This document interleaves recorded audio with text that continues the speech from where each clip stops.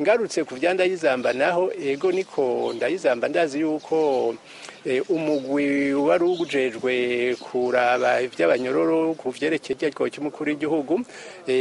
urazi yuko bamuciriye igihano cyo gufunga ubuzima bwiwe bwose ubu rero twarabonye yuko bamugabanije azogaruka ku myaka 20 ariko yari karitakambira agira ati jewe kugira mfire mu munyororo reka nemere nsabe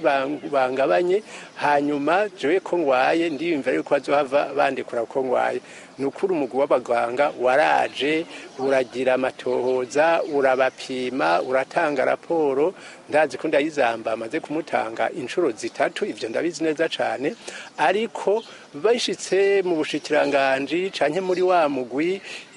ujejwe kwiga ivy'ukurekura abanyororo ugasanga baramukuyemwo siwe wenyene haro n'abandi baca bakuramwo rero Ndayizamba umwanya n'umwanya ashobora kuzogwa mu munyororo jewe narabaye mu munyororo mperuka mu munyororo narabonye Ndayizamba koko kwagwaye arafise ingwara kandi abaganga ntiboza kwemeza yuko agwaye batabonye ko agwaye rero ivyavuzwe n'umuganga bikaza gufutwa n'umuntu ari mu ntwaro canke mu bushikiranganje urumva rero yuko ivyo binyuranye n'amategeko naho ngira bari bashaka ati naka nakare nagweyo twamupfunze dushaka kwagwayo rero barabana neza nk'abo bantu bakagwa mu munyororo kandi umugwi w'abaganga waravuze yuko bagwaye bashobora kurekurwa ku gihugu cy'umukuru w'igihugu ivyo rero bizoca bija ku gahanga y'abanse yuko barekugwa hariho n'abari mu bitaro ndabazi barembye mugabo banse kurekura sinzi igituma nabo nyene nk'abantu bagapfa bazo bari ku gahanga kabo banse kumurekura kandi umugwi w'abaganga warabarekuye